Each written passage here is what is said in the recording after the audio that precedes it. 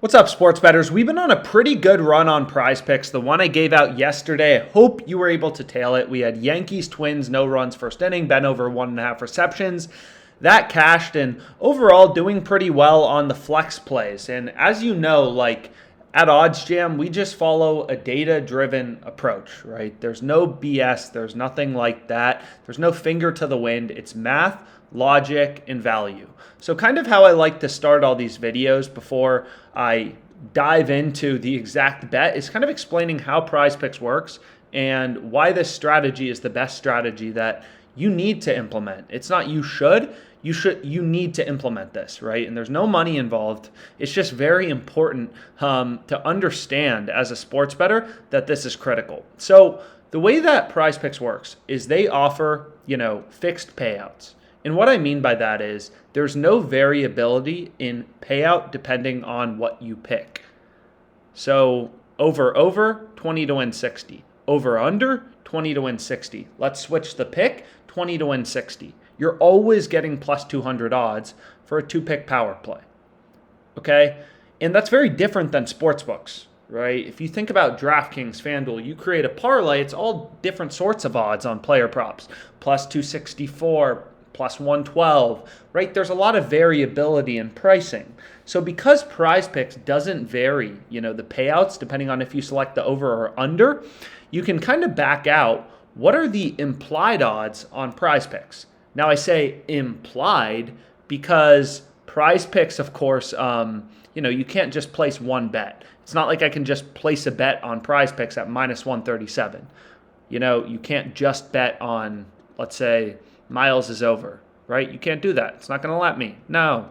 You have to pair it with another, and then you get plus 200 odds. So long story short, we backed out kind of the how PrizePicks works, what odds are most advantageous, and what you'll see is kind of the best, if you can find enough picks, the best implied odds. So of course you want the lowest. You want the lowest juice as a sports bettor. The best price is going to be in a 5-pick flex. The worst price is in a 3-leg power play. Minus 141 versus minus 119. So if you're placing 3-leg power plays, the juice is double what it is for a 5-pick flex, which is pretty crazy if you think about it. So 3-pick power plays in general, you probably want to avoid them. You'd rather just play the combinations of 2, right? 2-pick entries.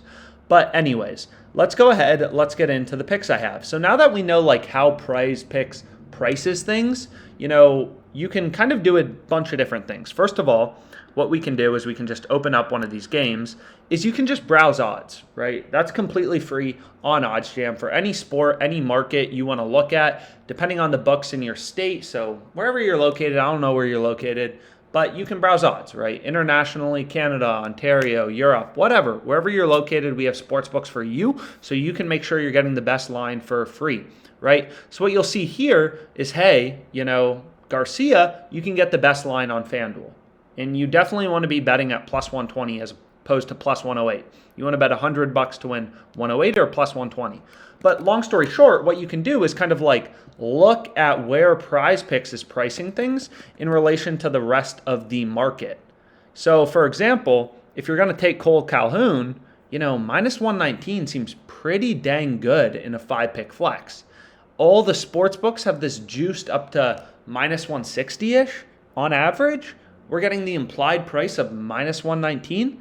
Yeah, that seems pretty good, right? What seems terrible would be taking him under half of a base. That is how you literally lose your shirt sports betting.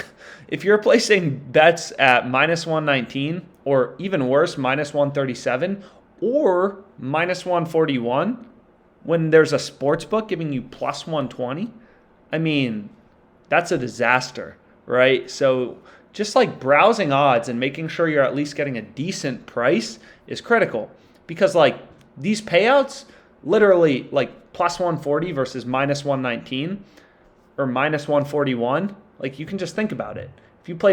If you're betting at minus 141 odds, you're staking $141 to win $100 of profit.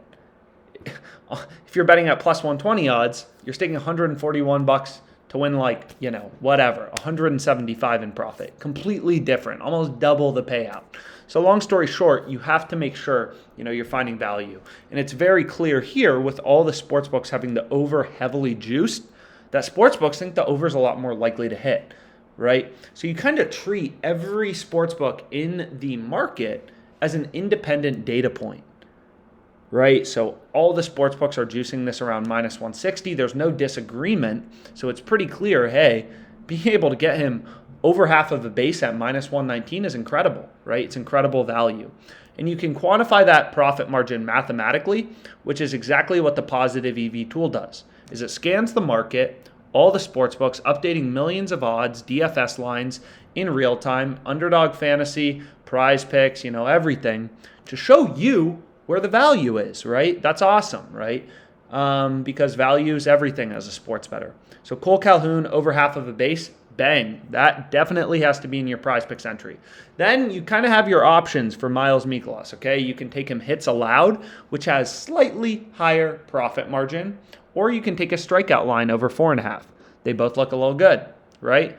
No sportsbooks giving you better than minus 128. Seems pretty good, right? You can take this on Underdog Fantasy. You can take this on PrizePicks. Great pick. Noah, under 4.5. Lance, under 6.5. Cal Quantrill, under 2.5. Long story short, you kind of have your options. I'll go ahead and just go through my play right now. So here's what we got. Cole Calhoun, Miles Mikolas, Cal Quantrill, here are the picks. You can see them. Let's make some money. Have a great day. I'm sure I'll have some college football ones, some NFL ones. Enjoy.